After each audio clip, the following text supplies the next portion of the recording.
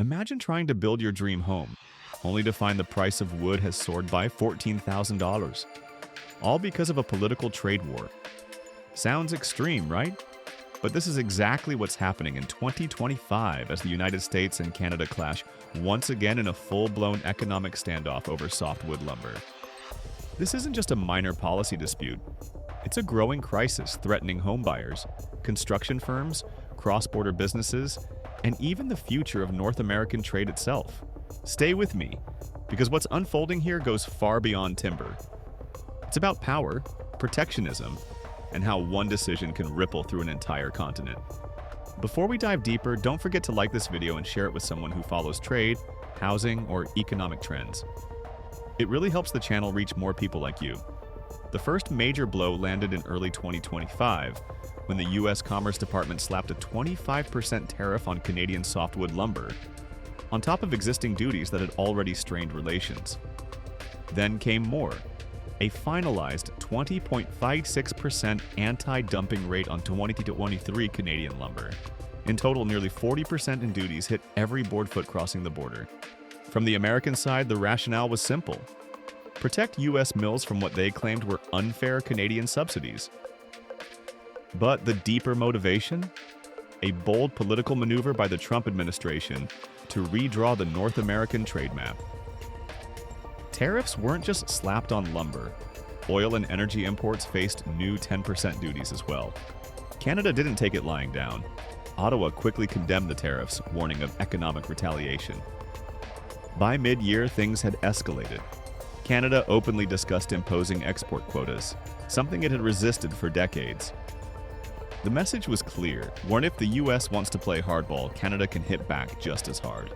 At the same time, Canada started shifting its lumber exports toward Europe and Asia, cutting U.S. reliance from 78% to 68% in just 1 year. Canadian mills began prioritizing domestic green-building initiatives and focusing on higher-margin value-added wood products like prefab walls and cabinetry, which often dodge U.S. tariffs altogether. Prime Minister Mark Carney stood firm, refusing to cave to Washington's pressure or meet the looming August 1st deadline. Trade Minister Dominic LeBlanc, meanwhile, dropped a quiet but powerful reminder. Canada holds over $1 trillion U.S. pension capital, growing by $100 billion annually. No direct threat was made, but the leverage was obvious. This isn't just about governments and GDP charts. The real-world consequences are already here. Homebuyers in the U.S. are being crushed. Builders estimate that by 2027, new homes could cost up to $14,000 more due to lumber tariffs alone. And it's not just about the wood. Steel, food, and even farm equipment are seeing price hikes from broader tariff policies. Mortgage rates are already high, and now construction costs are soaring. Housing starts are down. Inventory is up. Sales are slumping. And for many families, that dream of a first home? Fading fast. Even massive timber firms like Weyerhaeuser are feeling it. Their profits have been slashed in half, and while they're buying back shares and investing in automation, nothing can offset weak demand and rising input costs. In the U.S., some mills are trying to ramp up production by expanding federal harvest quotas and logging more land, even areas protected since 2001. But the reality? These changes will only add about 1% more timber to the market, not nearly enough to replace Canadian supply. Meanwhile, lawsuits, environmental challenges, and labor shortages make it clear America can't go it alone. Let me know in the comments. Do you think these tariffs are protecting jobs or just making life harder for everyday people? I want to hear your take on this lumber war. The fallout goes far beyond just home building. Cross-border towns like Buffalo and Niagara Falls are watching Canadian foot traffic vanish. Malls, diners, and small businesses that used to thrive on weekend visitors are struggling. Erie County, New York, alone lost $4.9 million in sales tax revenue this year, a 7% drop. To make things worse, 71% of Canadians say they're boycotting U.S.-made groceries out of frustration. U.S. retailers near the border have seen weekend sales plunge by up to a third. Buffalo's Chamber of Commerce calls it the double freeze. First, Ottawa restricts wood exports, then Canadian consumers freeze their wallets. No winners, just pain.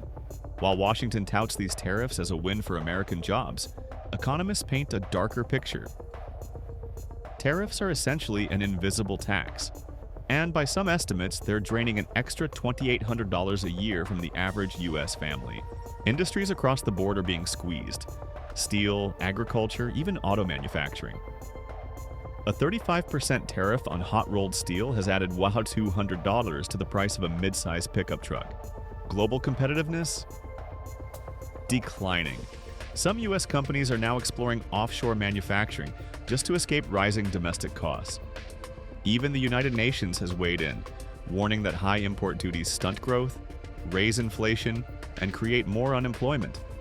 The very things they're supposed to prevent. In many ways, nobody is really winning.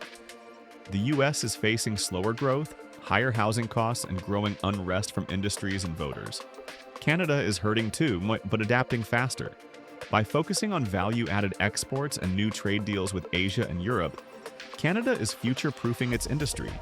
Some Canadian companies are even setting up operations in the U.S. South, closer to pine-rich forests and cheaper transport. It's a hedge against tariffs, but also a signal that even Canadian firms aren't waiting for Washington to make peace. With the August 1st deadline breathing down their necks, both sides are under pressure. U.S. senators have traveled to Canada to revive talks. Canadian officials are weighing export quotas as part of a possible deal. But political pressures on both ends, from unions, voters, and big business, make compromise tricky. And the biggest risk? That these temporary trade disputes harden into permanent fractures, weakening one of the strongest economic partnerships in the world. This lumber war isn't just about planks and permits, it's about trust. When that trust erodes, cooperation collapses, and rebuilding that takes far more than just tariff rollbacks. The U.S. Canada lumber war is now a defining moment for both nations. Behind every policy is a family that can't afford their next home, a business owner losing weekend traffic, or a construction crew waiting for affordable materials. It's also a reminder that global trade isn't abstract. It's personal. It affects what we eat, where we live, and how we build the future. Negotiation, innovation, and smarter policy are the only real way forward. If you found this breakdown helpful, please like this video, subscribe to the channel, and hit the notification bell so you don't miss what's next. Thanks for watching, and let's hope cooler heads prevail before this trade war turns into something no one can fix.